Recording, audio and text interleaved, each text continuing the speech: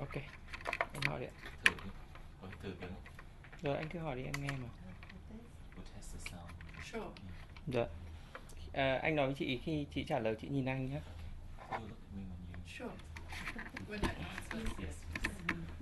Dạ, ok. Good morning, Victoria.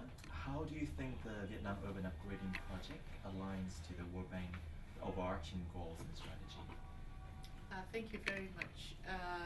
This is a project that I'm really excited about, and a project that fits squarely into our objectives of helping eliminate extreme poverty and also boost the incomes of the bottom 40% of populations in countries that we work in, including in Vietnam. That is helping to share prosperity. And this project fits squarely into that because it's about urban upgrading. We know that Vietnam is urbanizing extremely rapidly, about 3% annually. That is fast. And so we know that over time, a lot of people are going to be living in cities. One of the key challenges with urbanization is making sure that it's inclusive, that you don't have two types of people or two parts to urbanization, the middle class and the wealthy and the high income part, where you really see prosperity, and the slums, or in other cases, the ghettos. You know, Vietnam is fortunate in that to a large extent you've been able to avoid a lot of really depressed areas of urban centers.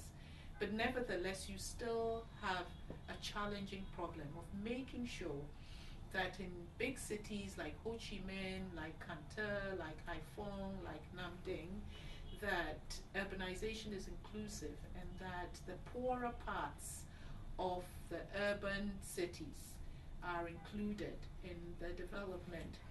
So because this project is helping to upgrade low-income areas, provide key infrastructure, help low-income area residents have access to credit, to upgrade their housing, and also to find ways of employment, providing primary, secondary, tertiary drainage facilities, road, other neighborhood infrastructure for these communities. It really benefits the poor, extreme poor, or the poorer people, and also helps boost the income of the bottom 40%. So this really fits very, very nicely in there. From this project, what are the experience and lessons that other urban upgrading projects can learn from? Let me talk a little bit more about some of the benefits that the project has achieved.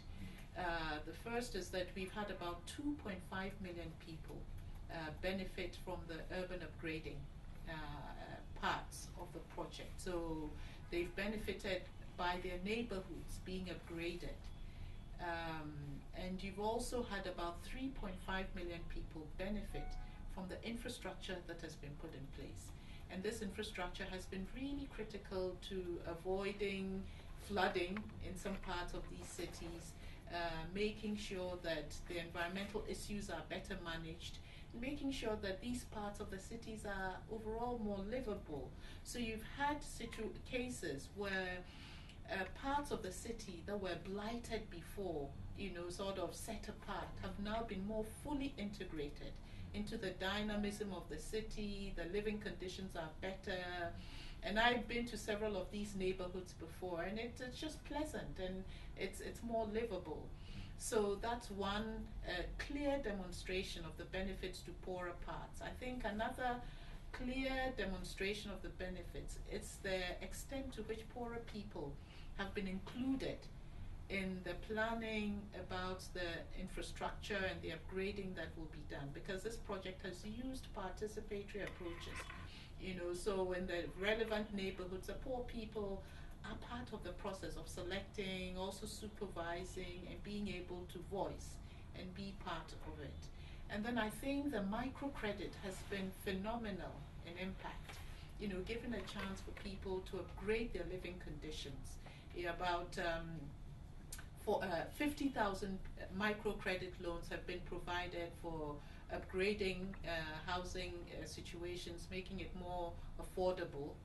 And then you've also had about 45,000 microcredit loans being given for people to generate employment, improve their livelihoods.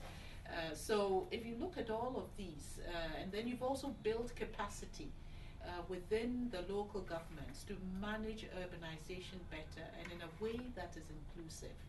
We've had about 275 kilometers of tertiary sewerage and drainage being put in place, about 335 kilometers of tertiary roads also put in place. So clearly major accomplishments, just enhancing the quality of life in these areas and primarily benefiting the poor. In terms of the lessons, I think there's several that will benefit other similar projects in Vietnam and even outside of Vietnam. And we hope that these lessons can be written up and shared with other country projects. I think a critical one is the importance of building local capacity to manage urbanization and to manage it in a way that it's sensitive to the needs of lower income parts of cities, so that cities are inclusive. So building the capacity to see things that way and to manage the process efficiently. I think the second, as I've also mentioned, is really about voice of the beneficiaries, particularly the poor people, and making them a part of the process. Then you can select the right investment, you can make sure that there's accountability in delivering them, and at the end, people are happy about the outcomes. I think another lesson is the potential transformational impact of joining infrastructure provision with credit and finance and access to microcredit in ways that allow the households and individuals to take responsibility for some of their own needs. You know, what we've seen on this is that the repayment rates are close to 100%. You know, so all of these are very good lessons that you can do the infrastructure right, but oftentimes you will also need financing to come in to jumpstart households' ability to benefit fully from the infrastructure that is coming into place. I think overall the lesson is that urbanization is complicated. Urbanization is not easy, but that you can manage it right. You can manage it so that it's efficient and it benefits the majority of the people. And infrastructure and financing have a big part to play with it, in addition to the capacity and the voice issues of all concerned. Thank you very much. More than welcome, my pleasure.